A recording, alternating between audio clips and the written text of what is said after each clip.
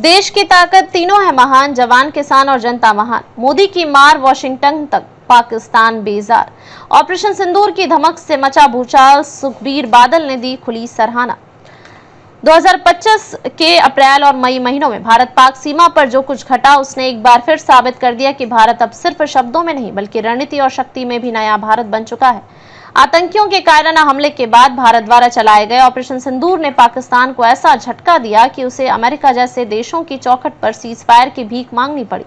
इस पूरे घटनाक्रम पर शिरोमणि अकाली दल के प्रधान सुखबीर सिंह बादल ने प्रधानमंत्री नरेंद्र मोदी के नेतृत्व और भारत की कूटनीतिक एवं सामरिक नीति की खुलकर तारीफ की। ऑपरेशन सिंदूर सैन्य रणनीति का शक्तिशाली उदाहरण।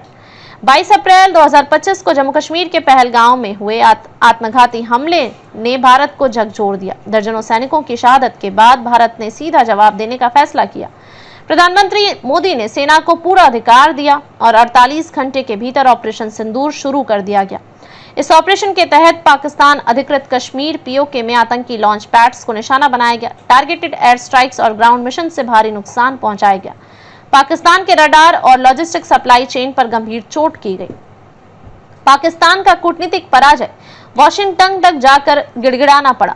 भारत की इस तेज कार्रवाई से घबराकर पाकिस्तान ने अमेरिका, चीन और यूएन को संपर्क करना शुरू किया, लेकिन अंतर्राष्ट्रीय बिरादरी ने पाकिस्तान को आतंकी संगठनों को शह देने के लिए घेरा। अमेरिका ने मध्यस्थता की, लेकिन भारत ने स्पष्ट कर दिया कि आतंकवाद और बातचीत एक साथ नहीं चल सकते। वाशिंगटन में पाकिस्तान ने गुप्त वार्ता की, पहल की और सीज फायर की अपील की, जो अंततः भारत द्वारा एक तरफा सैन्य दबाव के बाद ही संभव हो सकी। सुखबीर बादल का बड़ा बयान, पंजाब झेलता है लड़ाइयों का असली बोझ। चंडीगढ़ में मीडिया से बात करते हुए सुखबीर सिंह बादल ने कहा, जो नेता सीज फायर का विरोध कर रहे हैं वे ड्राइंग रूम में बैठकर टीवी पर लड़ाई देख रहे थे। असली नुकसान पंजाब ने झेला है। गांव खाली हुए, किसानों की जिंदगी खतरे में आई। ऐसे में मोदी जी का फैसला विवेकपूर्ण और राष्ट्रहित में है। उन्होंने आगे कहा कि सिख समुदाय हमेशा देश के साथ चट्टान की तरह खड़ा रहा है। सीमावर्ती क्षेत्रों की पीड़ा केवल वही समझ सकता है जिसने वहां गोले गिरते दिखे हों। पंजाब को बार बार युद्ध का शिकार नहीं बनने दिया जा सकता। विपक्ष की मांग, संसद का विशेष सत्र बुलाया जाए। कांग्रेस अध्यक्ष मल्लिकार्जुन खड़गे ने प्रधानमंत्री को पत्र लिखते हुए ऑपरेशन सिंदूर, पहलगाम हमला और सीज फायर समझौते पर चर्चा के लिए संसद का विशेष सत्र बुलाने की मांग की।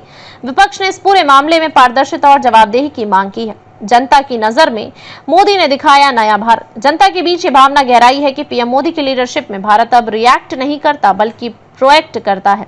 ऑपरेशन सिंदूर का यही संदेश है कि अगर भारत पर हमला होगा तो जवाब उसकी धरती पर दिया जाएगा। निष्कर्ष, भारत की सैन्य कार्रवाई और राजनीतिक नेतृत्व ने एक बार फिर स्पष्ट कर दिया है कि अब भारत की रणनीति धैर्य के साथ दृढ़ता है। सुखबीर बादल जैसे क्षेत्रीय नेता भी जब केंद्र सरकार की नीति की सराहना करते हैं तो यह संदेश देता है कि राष्ट्रीय सुरक्षा के मुद्दे पर देश एकजुट है। अधिक अपडेट के लिए लाइक, शेयर और सब्सक्राइब करना न भूलें।